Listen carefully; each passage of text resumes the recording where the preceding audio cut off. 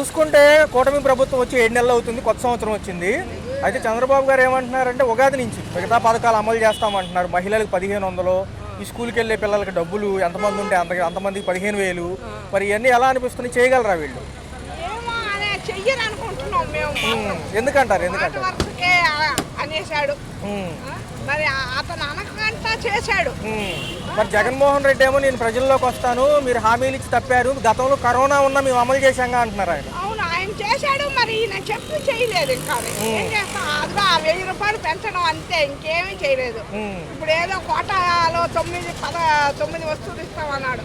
అవి ఇస్తాడో ఇవ్వడో, ఇంకా పండగ రావాలి కదా, అది కూడా మనం చూడాలి కదా. ఈ సంక్రాంతి కానుక ఏమన్నా ఉందా? అదే ఉందంటున్నారు, 9 అంశాలు ఇస్తాడట. ఏంటి ఇస్తాడో సంక్రాంతికి చూసి అప్పుడు ఉగాదికి అంటున్నాడు. మరి ఈ మహిళలకు డబ్బులు అకౌంట్ ఓపెన్ చేయడానికి 200 పెట్టి చాలా మంది అకౌంట్లు ఓపెన్ చేశారు. మరి ఏం జరుగుతుందో. మరి ఓ పక్క చూసుకుంటే పవన్ కళ్యాణ్ గారు కూడా ఎన్నో చెప్పారు, కానీ ఇప్పుడు సైలెంట్ అయిపోయారు. జగన్మోహన్ రెడ్డి గారి పాలన ఎలా ఉంది అప్పుడు మీకు? అప్పుడు పర్లేదు, ఆయన అన్నీ ఇచ్చాడు. 250 పెంచుకొని అతను వచ్చాడు.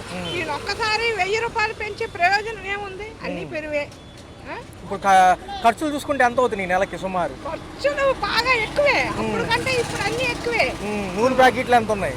నూనె ప్యాకెట్లు ఇవి నూనె ప్యాకెట్లు అప్పుడు పెరిగినట్టే పెరిగాయండి. అప్పుడు ఆ కరోనా టైంలో ఎలా పెరిగాయి, ఇప్పుడు కూడా 45 రూపాయలు ఉన్నది మామూలుగా. అప్పట్లో ఏంటంటే వ్యాపారం చేసుకునే వాళ్ళకి, ఆటో వాళ్ళకి డబ్బులు ఇచ్చారు. ఏది ఆ హయాంలో, ఎవరో జగన్మోహన్ రెడ్డి హయాంలో. మరి ఇప్పుడు ఏమి లేవంటున్నారు. ఎందుకంటే ఎవరు అందరూ బాధపడుతున్నారుగా, బాధపడుతున్నారు. మరి ఏం జరుగుతుందో చూడాలి. సంక్రాంతి వరకు చూస్తే గానీ. మరి 27 నుంచి ఆయన ప్రజల్లోకి వస్తున్నారు జగన్ గారు, అడుగుతారంట 7 నెలలు ఏం చేశారు, మరి ఇప్పుడు బడ్జెట్ లేవంటున్నారు. కానీ చెప్తారు కదా, ఇప్పుడు జరిగినవన్నీ చెప్తారు. జగన్మోహన్ వచ్చినా ఎవరు వచ్చినా ఎవరి బాధలు వాళ్ళు చెప్తానే ఉంటారు. మరి ఏం జరుగుతుంది. మరి వీళ్ళు కూడా కొంత సమయం అడుగుతున్నారు, ఇంకా చేస్తాము, కొంత టైం ఇవ్వండి అంటున్నారు. చూడాలి, మరి ఏదైనా చూడకంటే అవ్వదు కదా. చూడాలి మరి ఏం చేసేది. గతంలో ఇవన్నీ ఇవ్వడానికి వాలంటీర్లు వచ్చేవాళ్ళు ఇంటింటికి, మరి వాళ్ళు లేరుగా. ఇప్పుడు ఎలాగుంది? ఇప్పుడు వాలంటీర్లే ఇస్తారు సరుకులు అంటున్నారు. మరి అనడం వరకే, మరి ఇచ్చే వరకు తెలియదు. వాళ్ళేమో 5,000 ఇచ్చినా చేస్తామంటున్నారు. అంత జనాన్ని ఎందుకు అని వేస్ట్ అని ఒక్కళ్ళతోటే పెన్షన్ ఇస్తున్నాడు. ఇప్పుడు నలుగురు ఈదికి 2 ముగ్గురు వచ్చేవారు, వేస్టే కదా అది. అవును, ఈదికి 2 ముగ్గురు. మరి రేషన్ బియ్యం బదులు డబ్బులు ఇస్తే బాగుంటుందా, బియ్యం ఇమ్మంటారా? డబ్బులు ఇచ్చేస్తే బాగుంటుంది. ఈ బియ్యం ఎవరు తినడం లేదు, ఎవరు తిన్నా సరే హాస్పిటల్కి వెళ్ళడం అవుతుంది. దోశలు వేసుకున్నా కూడా గట్టిగా ఉంటాయి. ఆ ఇచ్చేదేదో 1 కేజీ తక్కువ ఇచ్చినా మంచి బియ్యం ఇవ్వడం మంచిది. ఓకే అనేది కొంతమంది ఆలోచన. కొంతవరకు ఆటో వాళ్ళు కూడా పాపం ఇబ్బంది పడతారంటున్నారు. ఆటో డ్రైవర్లకి, ప్రజానికానికి అందరికీ ఇబ్బంది. ఏంటంటే ఫ్రీ బస్సు అనేది కొంతమందికి ఉపయోగపడుతుంది. దానివల్ల అంటే 40% ఉపయోగించుకుంటే 60%కి మ్యాక్సిమం మనం ఇబ్బంది పెట్టినట్టు. అంటే సార్ ఇంకో అంశం ఏంటంటే చాలా మంది అసలుకే సిటీ బస్సులు తక్కువ ఉన్నాయి, వీటికి సంబంధించి కొనుగోలు కూడా లేదు గత 5 సంవత్సరాలుగా. మరి ఇవన్నీ చూసుకుంటే ఇంక అందరూ ఊరికి ఎక్కే వాళ్ళు ఎక్కువైపోతారు. అంటే జనాలు మాట్లాడేదానికి, ప్రభుత్వాలు ఆలోచన తీసుకునేదానికి చాలా తేడా ఉంటుంది. ఫ్రీ బస్ అసలు ఫ్రీ అనేది వదిలేయాలి. ఏ గవర్నమెంట్ వచ్చినా ఫ్రీ అనేది పెడితే జనాలు ఒక రకంగా సోమరితనాన్ని నేర్పినట్టే. జనాలను చైతన్యవంతులు చేయాలంటే ఫ్రీ అనే పథకాలను వదిలేసి చైతన్యవంతులు చేయడానికి వాళ్ళు సంపాదించుకునే మార్గాలను ఎదకండి. ఎందుకంటే ఆల్రెడీ ఆర్థిక లోటు బడ్జెట్ ఉంది, గత ప్రభుత్వాలు ఉన్నాయి, ఈ ప్రభుత్వాలు ఉన్నాయి. ఇప్పుడు ఈ ఉచితాల మీద కాన్సన్ట్రేషన్ చేస్తే డెవలప్మెంట్ మందగలిగితవుతుందని రాజకీయ విశ్లేషణ. దాని మీద ఏమవుతుందంటే 20% ఉపయోగపడుతుంది, మిగతా 80% కూడా చూసా వాళ్ళ మీద పూర్తి భారం పడుతుంది. ఆ 80% తప్పనిసరిగా గవర్నమెంట్కి యాంటీ అవుతుంది. మరి ఉగాది నుంచి చూసుకుంటే సార్, ఒకటేమో తల్లికి వందనము, ఉచిత బస్సు, నిరుద్యోగ భృతి, రెండో చూసుకుంటే 1500 ఇస్తామన్నారు మహిళలకి. ఇవన్నీ అంశాలు చాలా ఎక్కువ బడ్జెట్ అంటున్నారు. నిరుద్యోగ భృతి ఇవ్వటం కంటే కూడా నిరుద్యోగం లేకుండా ఏదైనా ఆల్టర్నేటివ్ వర్క్ చూపించాలి, అది బెస్ట్ మెథడ్. అంతేగాని నిరుద్యోగ భృతి అని చెప్పని వాడిని చదువుకున్న వాడిని అనవసరంగా అంటే డ్రగ్స్కి ఎడిట్ చేయడం అంటే ఒక రకంగా గవర్నమెంట్ ప్రోత్సహించినట్టే అవుతుంది. ఉద్యోగ భృతి ఇస్తే ఖాళీ కూర్చున్నవాడికి డబ్బులు జేబులో పెడితే ఏముంటుంది? అంటే సార్ 2025 వచ్చింది, గత 7 నెలలు ఏం చేయలేదు. మాజీ ప్రభుత్వాలు సంక్రాంతి అనంతరం ప్రజల్లోకి వస్తాయి అంటున్నారు. జగన్మోహన్ రెడ్డి గారు మళ్ళీ పాదయాత్ర అంటారు. ఇక్కడ ఆహ్వానించే పరిస్థితి ఉందంటారా? అంటే నేను విమర్శించడం కాదు, కానీ ఆయనకి పాదయాత్ర అలవాటు అయిపోయింది. వీళ్ళకి ఏయో ఒక పథకాలు ఆయన ఇచ్చాడు కాబట్టి మేము పథకాలు, అసలు బడ్జెటే లేదని చెప్తున్న వాళ్ళు పథకాలు ఇవన్నీ ఎక్కడి నుంచి తీసుకొచ్చిస్తారు? మళ్ళీ అనవసరంగా ప్రజలకు భారం పెట్టడం తప్ప ఇంకా వేరే ఆలోచన లేదు అసలు. ఈ నెల 12వ తారీఖు జాబ్ క్యాలెండర్ అంటున్నారు సార్. 20 నుంచి దావోస్ పర్యటనలో కంపెనీలు తీసుకురావడానికి వెళ్ళబోతున్నారు. కొంచెం ఈసారి ఆశాజనకంగా ఉంటుందంటారా విద్యార్థులకి, నిరుద్యోగులకి కానివ్వండి? ఈ కంపెనీలన్నా వస్తే కనీసం ఒక 10-15 జాబ్లన్నా చేసుకోవడానికన్నా. 15,000 జాబులు వస్తే ఆహ్వానించడానికి ప్రజానీకం కూడా సిద్ధమే. అది మంచి పరిణామం. రానివ్వండి, వచ్చిన తర్వాత అసలు మన లోకల్ ప్రజలకి ఎంతమందికి ఉపయోగపడుతుంది అనేది అప్పుడు మాట్లాడుకుందాం దీని గురించి. అదే వస్తాయి అని చెప్పడమే కానీ వచ్చి దాని కార్యాచరణలో పెట్టినప్పుడు దాని గురించి మనం ఎన్ని మాట్లాడుకున్నా మంచిగా జరుగుతుంది. అయితే కొత్త పథకాలు ఉగాది నుంచి అంటున్నారు. ఉచిత ఆటోలకు సంబంధించి ఇబ్బంది అంటున్నారు, ఉచిత బస్సు ప్రయాణం పెడితే. మరి ఎలా ఉండబోతుంది? ఇంకా ఇసుక కూడా దొరకట్లేదు అంటున్నారు, ఎలా ఉంది? ఇసుక దొరుకుతుంది కానీ అన్నట్టుగా ఆటో వాళ్ళకి కొద్దిగా ఇబ్బందిగా ఉంది. అంటే మహిళలకు ఉచితం పెట్టారనుకోండి, అర్జెంటుగా 5 నెలల బస్సులకే వెళ్తారు, ఆటోలకి వెళ్తారు అంతే తప్ప. కానీ కొంచెం రాయితీలు ఇస్తే బాగుండేదండి. కంప్లీట్ గా ఉచితం అంటే అక్కడ ప్రభుత్వాలు చూశారు కదా. అవునులే, ఆ ప్రభుత్వానికి ఈ ప్రభుత్వానికి. ఓకే బాబా, ఏమంటారు మరి? పనులు ఎలా ఉన్నాయి? అంతకు ముందు మీద పర్లేదా? కూల్ రేట్లు ఏమైనా పెరిగినాయా? అంటే సరుకుల ధరలు బాగా ఎక్కువ ఉన్నాయి అంటున్నారుగా. గతంలో ఎంత అయ్యాయి నెలకి? ఖర్చులు ఎంత అయ్యాయి? కొంచెం కరెంటు బిల్లులు పెరిగినాయి అంటున్నారు. ఎలా అనిపిస్తుంది?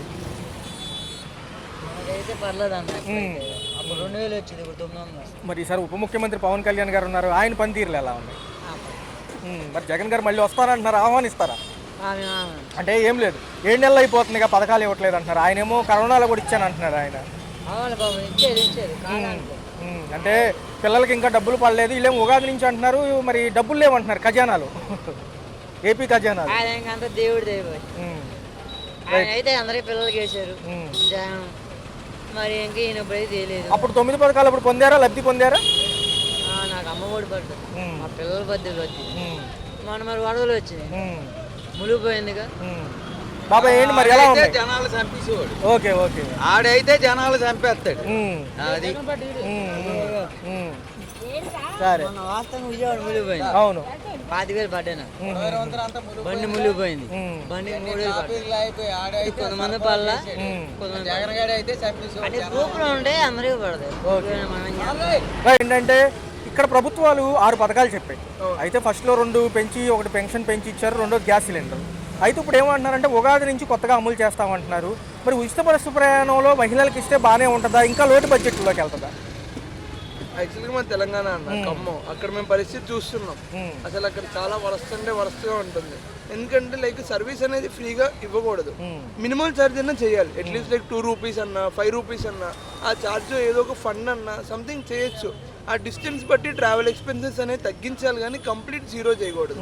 దానివల్ల ఏంటంటే ప్రభుత్వానికి నష్టం పక్కన పెడితే, ఇంకోటి ఏంటంటే లైక్ ఓవర్ క్రౌడ్ అయిపోతున్నారు, కావాల్సిన వాళ్ళకి సీట్ దొరకట్లే, ఫ్రీగా ఉందని అనవసరమైన ట్రావెల్స్ కూడా ఎక్కువ పెట్టుకుంటున్నారు.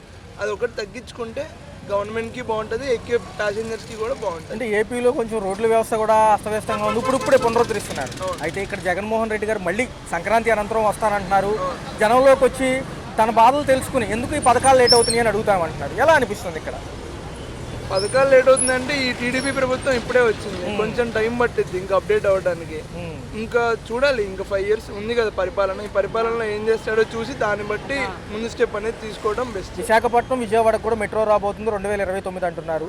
అమ్మకు వందనం, తల్లికి వందనంతో పాటు 1500 ఫీజు రీయింబర్స్మెంట్లు ఉన్నాయి ఇక్కడ. అవి కూడా విడుదలైతే బాగుంటుంది అంటున్నారు. చేయగలరు, ఎందుకంటే ఖజానా కొంచెం తక్కువ బడ్జెట్లో ఉంది కదా, లోటు బడ్జెట్లో. అదే చెప్తున్నా, ఇప్పుడు ఈ బస్ ఛార్జీలు ఇవన్నీ తగ్గించుకుంటే ఖజానా అనేది పెరిగే ఛాన్స్ ఉంది. ఇలాంటి ఓవర్ ఎక్స్పెన్సెస్ చేయకుండా ఉంటే మనకి మనీ అనేది ఎక్కువ సేవ్ అవుతుంది. ఆ సేవ్ అయిన మనీతో డెవలప్మెంట్ చేసుకోవచ్చు. అంటే ఒక పక్క ఏమంటున్నారంటే కరోనా ఉన్నప్పటికీ అప్పుడు పథకాలు అమలు చేశాము, ఎందుకు కూటమి ప్రభుత్వాలు ఇలా చేస్తున్నాయి అని చెప్పి ఆయన ప్రశ్నిస్తున్నాడు. ఆయనకి ఇంకా క్రేజ్ ఉందంటారా? మరి క్రేజ్ ఉందా అంటే ఆయన ఆల్రెడీ ఒక ప్రామిస్ చేశారు, ఇలా ఫ్రీ బస్ సర్వీస్ అని. ఇప్పుడు ఒకటి ఆయన ఏమో నిలబెట్టుకోవాలి ప్రామిస్, ఇచ్చిన ప్రామిస్, లేదా ఆ మాటతో వెనక్కి తీసుకుని నేను ఎందుకు చేయట్లేదు అని ఒక వ్యాఖ్యాన్ని ఇచ్చుకోవాలి. ఎలా అంటే నేను ఎందుకు చేయట్లేదంటే ఇప్పుడు డెవలప్మెంట్కి మనీ లేదు, దాంతో నేను వేరే డెవలప్మెంట్ చేద్దాం అనుకుంటున్నాను అని చెప్తే ప్రజలు దానికి అంగీకరిస్తే ఆయన ముందుకెళ్ళచ్చు. ఈ కూటమి ప్రభుత్వాలు ముందు ఎలక్షన్స్కి ముందు ఏమన్నాయంటే జగన్మోహన్ రెడ్డి ప్రభుత్వం అప్పుల పాలైపోయింది, సో అందుకే మేము ఇవన్నీ కూడా తీరుస్తామన్నారు. ఇప్పుడు వస్తే కరెంట్ ఛార్జీలు పెంచారు, అన్ని ఛార్జీలు పెరిగిపోయినాయి, నూనె ప్యాకెట్లు కూడా పెరిగినాయి కాబట్టి చూసుకున్నట్లయితే నిత్యావసర సరుకుల ధరలు పెరిగినాయి. మరి ఇంకేముంది, ఇంకా అటు ఇటు చూసుకున్నా ఒకటే కదా, ఏమనిపిస్తుంది అంటే ఏ పథకం అమలు చేసినా మళ్ళీ ట్యాక్స్ కట్టాలంటున్నారు. అది కరెక్టే, కానీ డెవలప్మెంట్ అనేది చెప్పాను కదా, రీసెంట్గా వచ్చిన ప్రభుత్వం గురించి వెయిట్ చేయాలి మనం. ఆ వచ్చిన మూమెంట్ బట్టి మనం చెప్పగలం అప్డేట్ ఎలా ఉందా అనేది. మరి ఈసారి వచ్చే 2027లో మళ్ళీ జమిలీ ఎన్నికలు అంటున్నారు. ఎందుకంటే కేంద్రం ఒకేసారి పెడితే మాకు ఖర్చులు తగ్గుతాయి, రాష్ట్రాల మధ్య వ్యత్యాసంలో పెడితే ఎక్కువ అవుతున్నాయి అంటున్నారు. సో పెడితే ఒకవేళ జగన్మోహన్ రెడ్డి వస్తారా? వస్తారనేది చూడాలి మనం కూడా, ఎందుకంటే క్రేజ్ అనేది చేసే డెవలప్మెంట్ బట్టి మారిపోతూ ఉంటుంది. ఇప్పుడు మంచి చేశారనుకోండి ప్రజలకి, అది మంచి రిటర్న్ అయ్యి వెనక్కి వస్తుంది. చెడు చేస్తే చెడులో వెనక్కి వస్తుంది. ఇప్పుడు అక్కడ తెలంగాణలో చూస్తున్నారు, బిల్డింగ్లు అన్ని పలగొడుతున్నారు, రోడ్డు పైన అడ్డంగా ఉందని. అలాంటివి ఈయన కూడా డెవలప్మెంట్ కోసం చేస్తే బాగానే ఉంటుంది. అలా కాకుండా వేరే ఏమైనా చేశాడు అనుకోండి, ఈయన కూడా పడిపోయే ఛాన్స్ ఉంది. అమలు అంటున్నారు, ఎలా అనిపిస్తుంది? 7 నెలల తర్వాత కొత్త సంవత్సరంలో అడుగు పెట్టాం కాబట్టి చేయగలరా? అప్పుల పాలైనా చేయగలరా? కొంచెం చేయగలరు. కొంత విశ్లేషణ లేదు, బాగానే చేస్తున్నారు, రోడ్లు అన్ని బాగానే అవుతున్నారు. అదే రాజధాని నిర్మాణం కూడా స్టార్ట్ అవుతుంది. లేదు, నిధులు కూడా బాగా వస్తున్నాయి, పరిశ్రమలు కూడా వస్తున్నాయి. ఈ 6 నెలల పరిపాలన బాగానే ఉంది. ఒక పక్క ఉచిత బస్సు అమలు చేస్తే పాపం వీళ్ళు ఆటో వాళ్ళు రోడ్ల మీదకి వస్తామంటున్నారు, ఎలా చూడాలి? అవన్నీ విధి విధానాలు చూసుకొని బేరీ చేసుకొని చేస్తే మరి ఆటో వాళ్ళకి కూడా ఇబ్బంది కాదు. అటు సైడ్ కూడా అలాగే అమలు అవుతే కొంచెం రోడ్ల మీదకి రావడం జరిగింది. రోడ్ల మీదకి రావడం జరిగింది కాబట్టి ఆ విధంగా ఆలోచించి నిర్ణయం తీసుకోవాలని అనుకుంటున్నాను. రాజకీయ విశ్లేషకులు ఏమంటున్నారంటే ఉచితాల కంటే రాయితీలు ఇస్తే బాగుంటుంది అంటున్నారు. ఉచితాలంటే ఉచిత పథకాలు ఏమి ఎక్కువ ఇవ్వలేదు కదా, ఏదో మా అమ్మఒడి కూడా నిన్న ఆమోదం అయింది. ఇంకా అవి బేసిక్గా 6 పథకాలే చేస్తున్నారు కాబట్టి ఎక్కువ రిస్క్ ఉండదు, ఎక్కువ పథకాలు ఇవ్వట్లేదు కాబట్టి ఇబ్బంది. క్యాబినెట్ మీటింగ్లో నిన్న చర్చలు జరిగినప్పటికీ జగన్మోహన్ రెడ్డి గారు పాత ప్రభుత్వాలు ఏమంటున్నాయంటే 7 నెలలు గడిచిపోయాయి, మేము అప్పులు పాలు చేసామన్నారు కదా, మళ్ళీ అప్పులే తెచ్చి చేయాలి కదా ఇవన్నీ అంటున్నారు. మొన్న జరిగిన తీరు ప్రకారం చూస్తే 50,000 కోట్ల అప్పులు ఈ 6 నెలల్లో చేశారని వస్తుంది. చేసింది ప్రతిదానికి రోడ్లు వేయడానికి, ప్రతిదీ మౌలిక సదుపాయాలు ఏర్పాటు చేయడానికి చేశారు కాబట్టి వృధాగా చేసింది ఏం కాదు కదా. సంక్రాంతి అనంతరం కూడా ప్రజల్లోకి పాదయాత్రగా వస్తానంటున్నారు జగన్మోహన్ రెడ్డి. అనేక అంశాలపైన చర్చిస్తామంటున్నారు. ఒక పక్క చూస్తేనేమో మనకేమో లోటు బడ్జెట్లు ఉన్నాయి, ఎలా అంటారు? ఒక ప్రభుత్వం వచ్చి 6 నెలలే అవుతుంది. 6 నెలల్లో అన్నీ చేసేయాలంటే కుదరదు కదా, వాళ్ళకు కూడా కొద్దిగా టైం ఇస్తే వాళ్ళు కూడా మరి పద్ధతి ప్రకారం చేసుకుంటూ పోతున్నారు. ఆ విధంగా జరిగింది. ఈ డిఎస్సి కూడా జూన్ లోపల కంప్లీట్ చేయమంటున్నారు. ఫీజు రియంబర్స్మెంట్లకు సంబంధించి పేద విద్యార్థులకు కూడా రిలీజ్ చేయాలంటున్నారు. నిన్న అడిగారు. ఒక పక్క తల్లికి వందనం, నిరుద్యోగ భృతి, రెండో చూసుకుంటే ఉచిత బస్సు ప్రయాణం, రైతులకి అత్యంతంగా పెట్టుబడి సాయానికి జూన్ లోపలే అంటున్నారు. మరి కేంద్ర ప్రభుత్వంతో కలుపుకొని ఇస్తామంటున్నారు ఆ వాటాతో సహా. అంటే అంత అమౌంట్లు అంటే మళ్ళీ ట్యాక్సులు కట్టే వాళ్ళకి కరెంట్ ఛార్జీల మీద భారాలే కదా. మారాలంటే ఇప్పుడు రైతు బంధు పథకం సగం కేంద్ర ప్రభుత్వం ఇస్తుంది కాబట్టి ఆ సగం వీళ్ళు కలిపి రైతుల ఖాతాలో జమ చేయాలని నిర్ణయించుకున్నారు. పర్లేదు. ఇక వేరే విషయాలకు వచ్చేసరికి విధి విధానాలు ఉంటాయి. అమ్మఒడి అవి కానీ ఇది కానీ కొద్దిగా టైం చూసుకునే చేస్తున్నారు కదా. ఒక ఇయర్ ఎకనామిక్ నెక్స్ట్ నుంచి చేస్తూ ఉంటున్నారు కాబట్టి చేస్తారు. అమరావతి విశాఖపట్నానికి మెట్రో రైలుతో సహా 2029 పూర్తవుతుంది అంటున్నారు. ఒకవేళ 2027లో కమిటీలో కనుక ఓకే అయ్యి జమిలీ ఎన్నికలు కనుక వస్తే పాత ప్రభుత్వాలకు కొంత అవకాశం ఇచ్చినట్లని రాజకీయ విశ్లేషకులు అంటున్నారు. లేదు లేదు ఇదే ప్రభుత్వాలు ఉంటాయి అని ఇప్పుడున్న కూటమి ప్రభుత్వం అంటే. లేదండి, 6 నెలల ప్రభుత్వం బాగుంది. అంటే ఏ పార్టీకి సంబంధించిన విషయం కాదు. లేదు, ప్రభుత్వ రోడ్లు చూస్తున్నాము, మిగతా పనులు చూస్తున్నాము, పనితీరు చూస్తున్నాము కాబట్టి కూటమికి అధికారం ఉంటుందని మళ్ళీ అనుకుంటున్నాను. 12వ తారీఖు జాబ్ క్యాలెండర్ ఈ నెల, 20వ తారీఖు నుంచి దావోస్ వెళ్ళి కంపెనీల కోసం వెళ్తానంటున్నారు చంద్రబాబు గారు. ఎలా అనిపిస్తుంది? అదే ప్రభుత్వం వచ్చి 6 నెలలు అవుతుంది కాబట్టి వెంటనే ఉద్యోగాలు అన్నీ అంటే వాళ్ళు కూడా చూసుకోవాలి కదా. నిదానంగా జరుగుతాయి. ఉద్యోగ కల్పన అనేది నిదానంగా జరిగే ఒక ప్రక్రియ చేస్తారని అనుకుంటున్నాను. ఓకే.